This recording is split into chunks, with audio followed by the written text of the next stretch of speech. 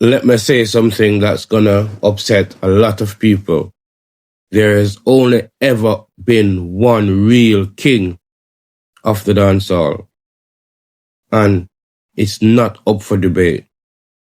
Not globally, not lyrically, not commercially. What I'm talking about is culturally.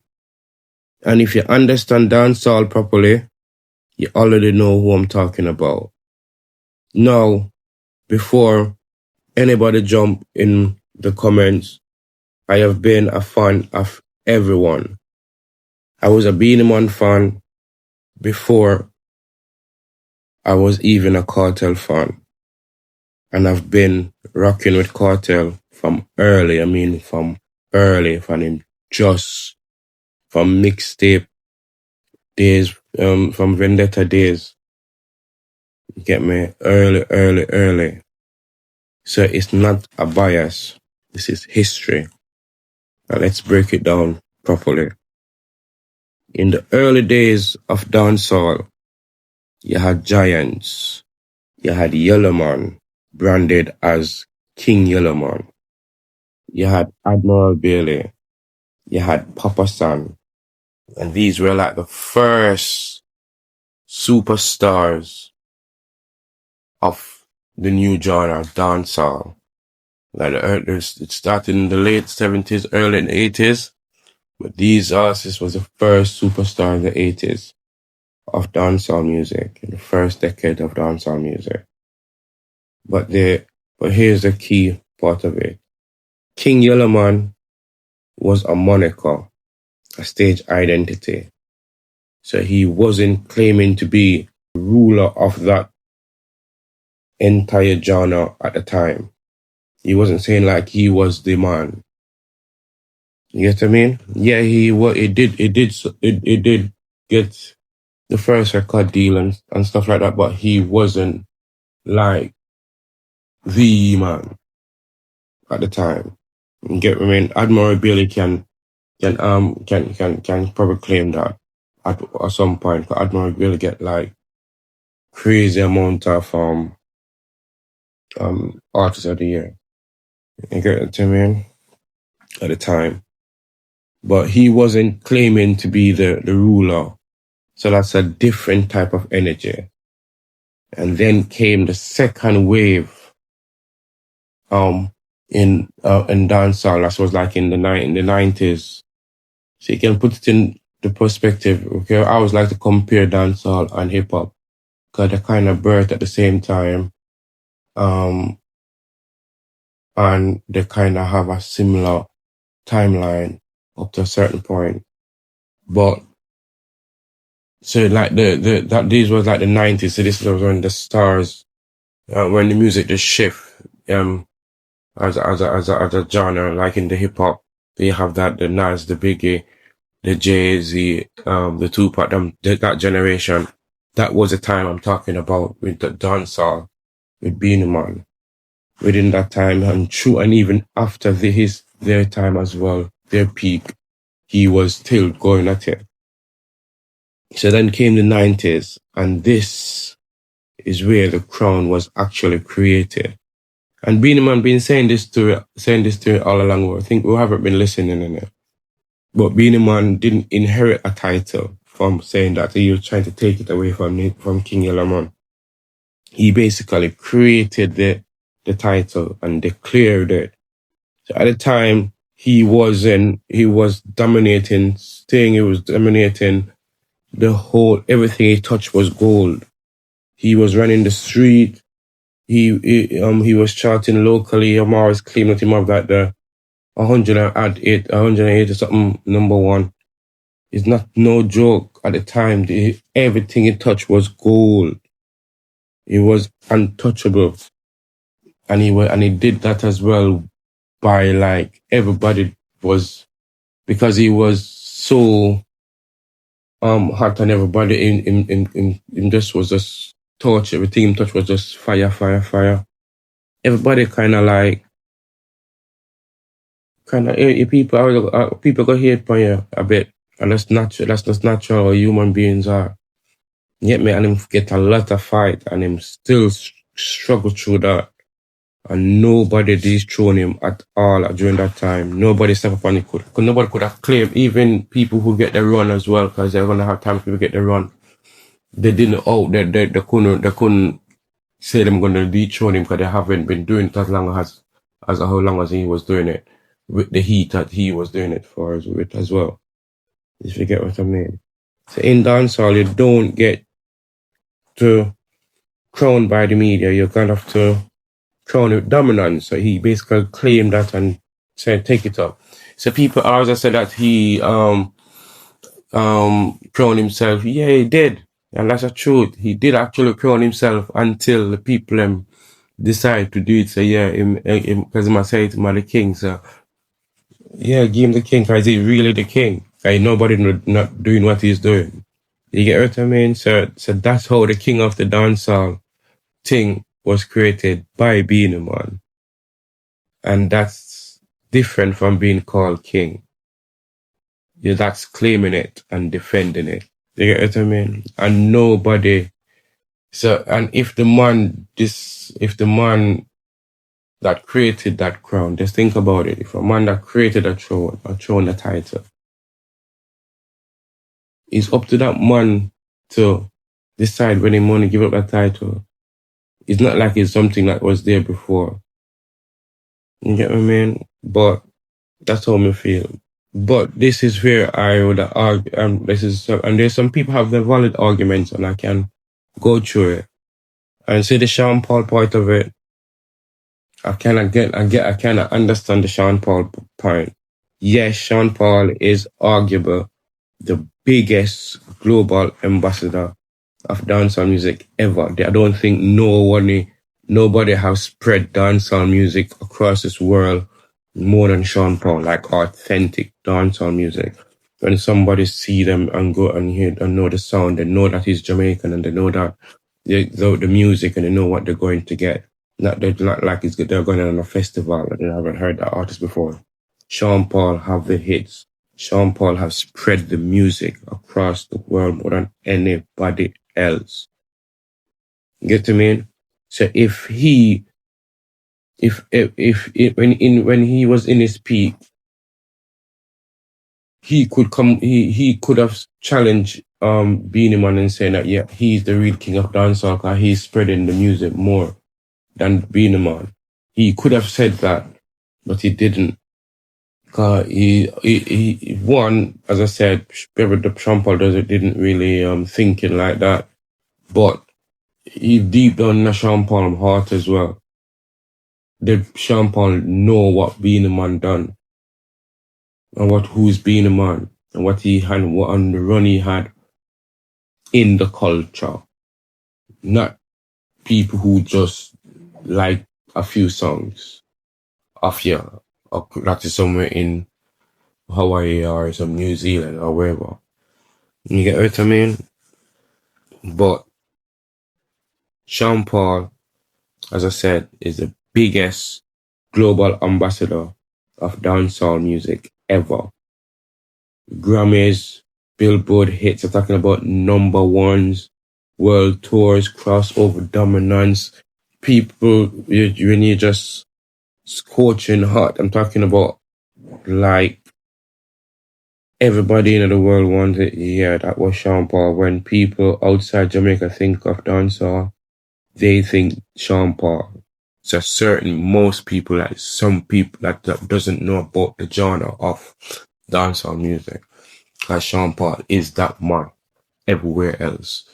When it comes to that is outside of the Jamaican and the diaspora and certain other people, is Sean Paul. They know. So, but here's the thing, as I said, Sean Paul never claimed that crown. He never entered the competitive king war talk. Because dancehall culture is different. And if you want the crown, you say it, you clash for it, you defend it. And he chose global pop lane. Nothing is wrong with that, as I said. He's the biggest spreader of this music, dancehall music, in this globe that we live in the earth.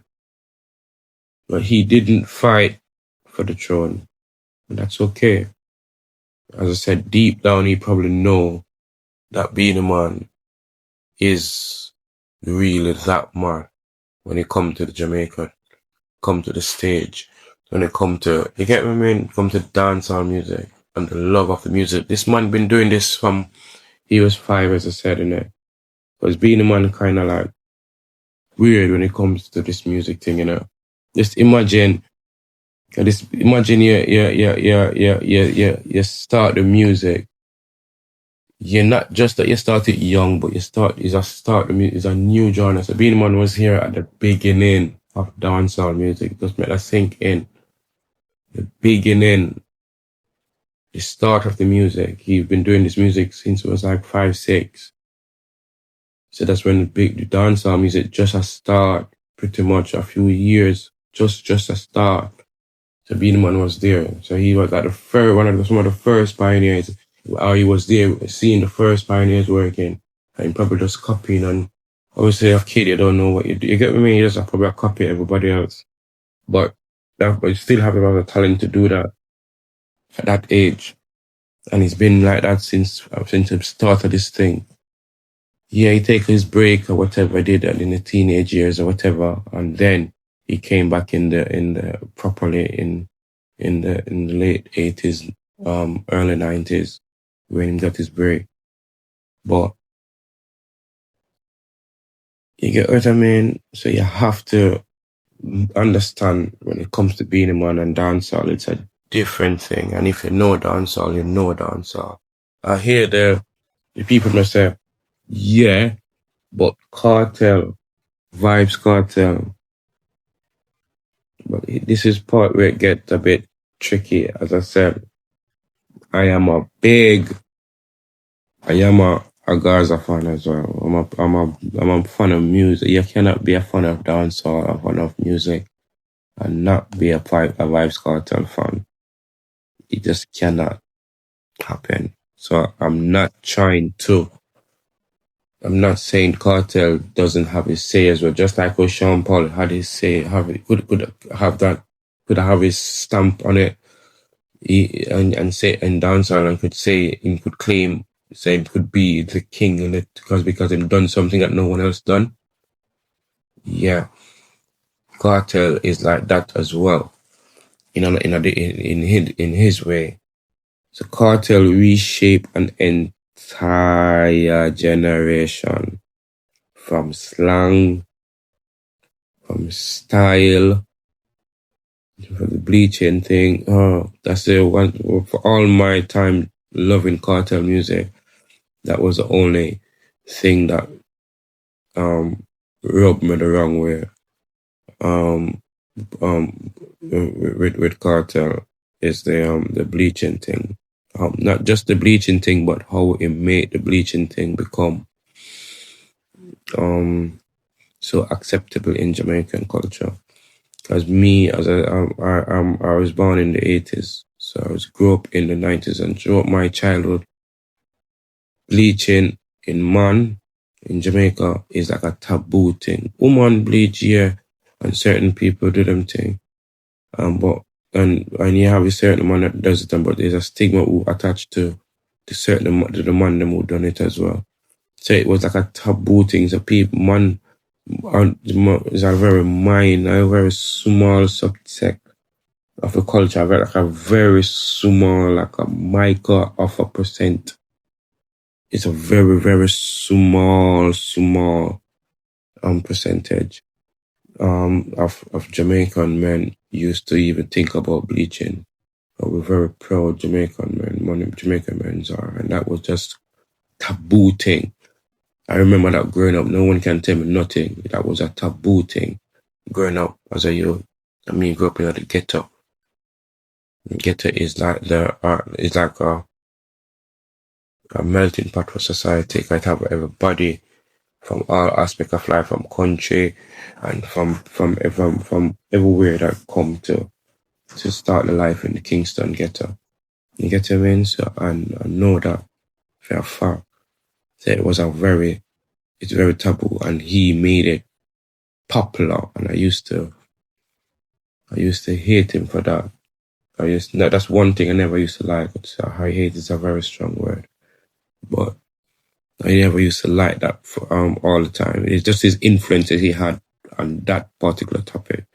I used to hate as a young adult and thinking about it, I used to I always say that's the only thing I don't like when I have my cartel argument with anybody. And he changed people's mindset as well. He have cultural dominance. He have lyrical influence, as I said, with everything. It's just different. And no one done what Carter done in that aspect. And that's what a whole generation. Yeah, Beenie Man had the music thing locked and performance thing locked, and the youths come and people, all the youths you get me? But the influence that Cartel had, I don't see no one had that over no one at even ever. It's just weird at the time. And then he was so different with his delivery, lyrics, everything. Think about it. It's a generation where like cable was becoming more accessible. You get what I mean? So we become a lot of kids, because I remember that generation. So so more people did have cable. So we basically start to hip hop, because there used to be a subsect of people that like hip hop music, but it wasn't like it wasn't like a mainly love. Like in the 90s and early 90s and stuff, mid 90s. But by the 2000, where the technology advanced and cable become more available, and that's the shift, the 2000 bubble, .com, everything. We're becoming, the world becoming more open. We get more access to American culture, and Cartel just have the perfect fusion of everything, and it just bring it. It's just different. It was just bringing new stuff that no one hear about as well. In anywhere in the world, it was just different. You get what I mean? So Cartel owned that throughout the 2000s. We can give him that, but even then, did he formally dethrone Beenie Man in a way that the whole culture could agree? That's debatable. And that's why the Crown argument still lives, because people who, as I said, like me and probably older than me, and people, you get what I mean, who was there when to see what Beenie Man did. Because I said, is a new thing, and it's not like they have like Norway have a long history. Yeah. So Beenie Man have a run, and the man was still every being one thing with Beenie Man never left out for the scene, Beenie Man ever, like you have some artists that miss it for 5-10 years. Beenie Man never missing for a few months, and you always see him, Him always in the conversation about something, even if him not have the biggest songs, him always are do all of the shows and everywhere. But Beenie Man is a man where he even perform for free. You ever see Beenie Man face? And him done that for him, like that's probably what him do is out of love or his legacy. He done it.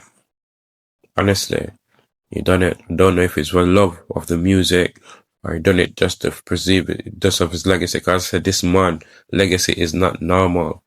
This man was here from the beginning of dancehall. You don't understand that from the start of this shit. The man was there. You get what I mean? So as I said, we have to find and the man create the crown. A man can't create something, and a man or somebody who create it and say that, no, what you doing? Or you won't come take it. No man, alright. So Beenie could have maximized certain international moments though better. I'm a big fan of Beenie Man still, a big fan, as I said. Because I have the Waterhouse connection for one. So just during the Beanie and Bunty time, I'm always I say Beanie. And that's my thing that from youth. It was a Waterhouse thing, or just because being money is more I thought the things I'm on me did more want to hear more than the gun thing. Don't know. But even the collab he did with Janet Jackson, Feel It Boy, he could have done better. You get what I mean? Him sing too much on the song rather than doing the true dancer. But it's funny with them with being on opportunities internationally because there's two ways that you can look at it. There's a Sean Paul thing. Sean Paul thing was like an accident, you know. Because nobody expect Sean Paul to do what he done with Give Me the Light and tunes them after that. And the people just love the beat at the time. It was just a perfect thing because the beat them did kind of change a lot of computer beats and it kind of sounded a bit hip hop elements in it, so it was more palatable to them, American them. But that one and is it sample thing because no one done it before and no one done it after.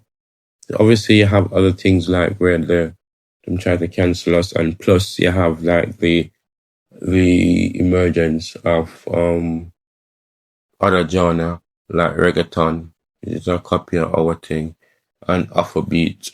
So them kind their appetite of something different in the mainstream is fulfilled by those genre rather than the Sean Paul sound in dancehall and that break into at that time. You get what I mean? Like the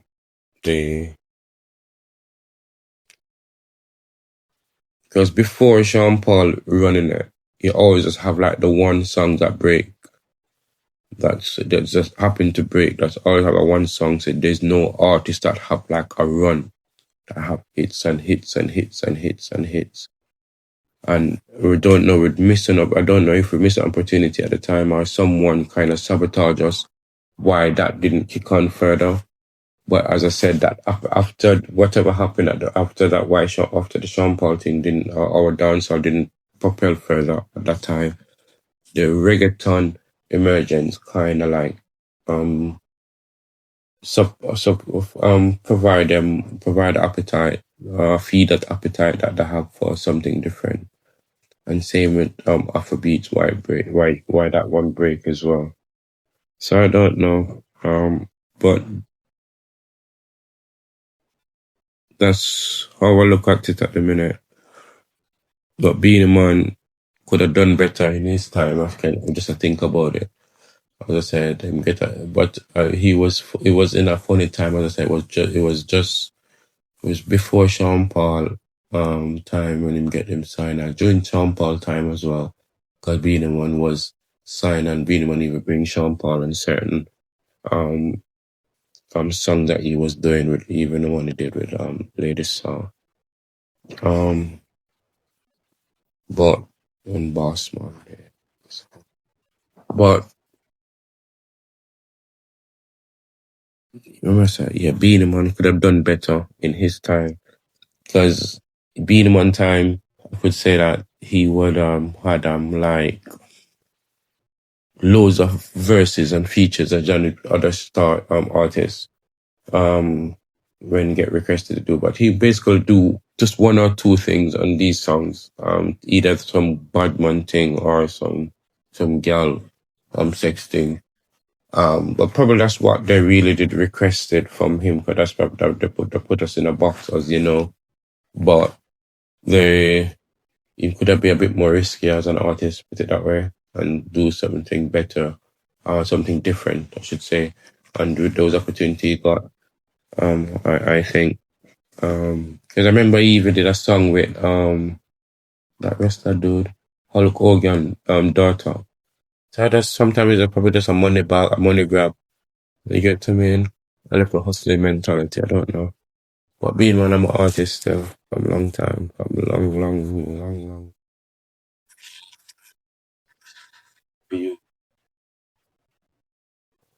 Says no bias though, no bias, no bias. But sometimes he say the same teams, as I said, it's just how it's probably them that want him to do. And it didn't evolve enough globally in that for that. And then they have like the anti people against him as well. So that was the next thing also. So them is sabotaging. But Beenie Man, one thing with Beenie Man, no matter what him done overseas, the man art, whatever happened in Jamaica. And that's one of the reasons why I think it's him either love this thing, I'm doing it for his legacy. I don't know. It's not for money. If it was for money, he would have gone overseas, him that do all of this, him that sell out more and do all type of things overseas. But Beenie Man always want to come home and want to write and all that within them, want to and this was prior before dancehall was like the beats them was desirable. So he wasn't like writing it to make it go international. He was writing and dancehall beats them back home. And all because him love dancehall and love the culture. He want to be part of it. You get me more because him create the crown. If imagine if a man say him the king or something, you gonna want maintain to be the king. And that's what as I say it drives him. That whole title thing drive him ever since.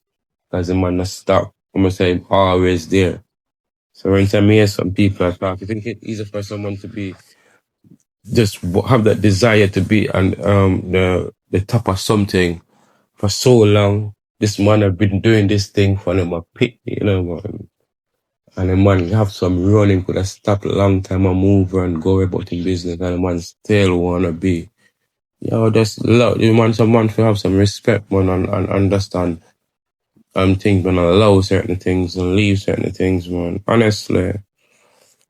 Get me, because Beenie Man really deserve that one in my eyes. Him really go for him, go do them thing. But I know it's a real uncomfortable discussion for some, but hearing me talk about this, but if dancehall had Sean Paul global breakup, if Afrobeats could explode globally, if reggaeton could explode globally, why didn't dancehall have that second worldwide takeover? That's a discussion that we need to have. After Sean Paul have that break, why didn't we have like more artists that would get that run?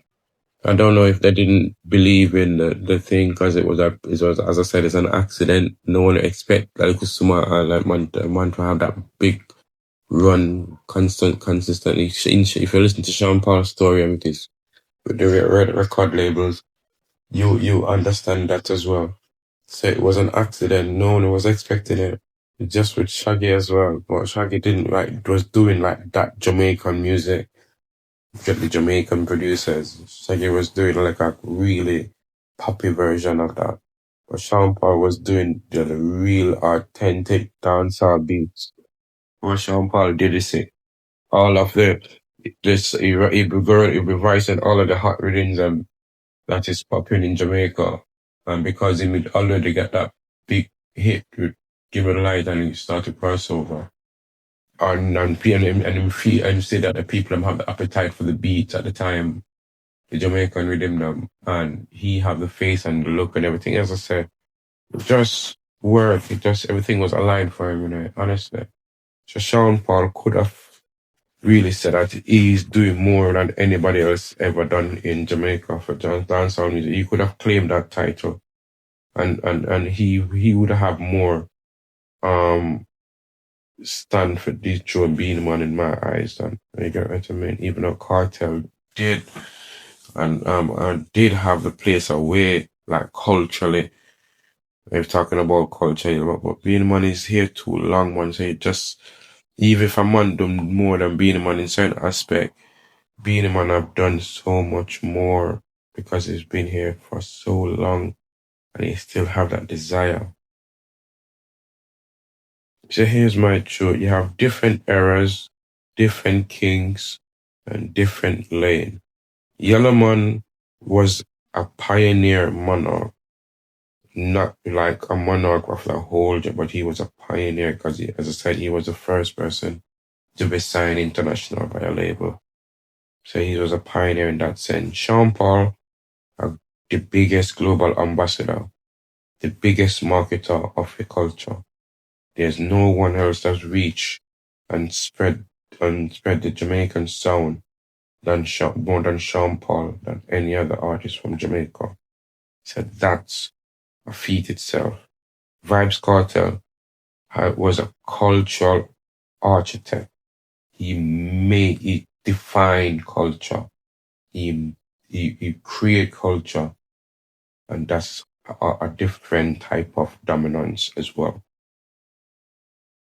You get me? But the man who created it, the man who declared it and defended it, the title King of the Dancehall, at his peak was Beenie Man. And unless someone take it from him in an undeniable fashion, the crown stays with it was first claimed. Because the man first claimed it. And yet man, him first create the created. So if him no one give it up, whether willingly or unwillingly, but if no one give it up, it cannot lie. And him still like active in here. No, man. So I think he really deserved to keep the crown. Because he's the first one that claimed it. No, you can argue with me if you want. But that's my point of view. I said it's all love from the beginning. It's dancehall love. That's up. I am the competition, me no compete. So me no give a damn who claim say them a run street. Me do it already, do it again and who no done said. Man in a dancehall from Jump Street. So if a crown who no want to no go walk feet. Yeah, run this place and never turn free. And there is ain't nobody sick up on a jump beat. I have nothing more for prove and me done speak. It's not the hype, it's love. I am doing it. And even though the journey hard, me still pursuing it. Tell them me legacy too big for them ruin it. And every year me raise the bar to a new limit. And you will never see I quit because I too legit. Tell them my lifestyle only a few live it. Visa thing mash up, me still ruin it. But England no bother worry, cause me soon visit. And if you never did know, who God bless, no man no curse. Yeah. Always I win because me put God first. Bad mind want to see me in a hearse, but them not gonna live to see me reverse. And if you never did know, who God bless, no man no curse. Yeah. Always I win because me put God first. And bad mind want to see me in a hearse. Yeah, yeah.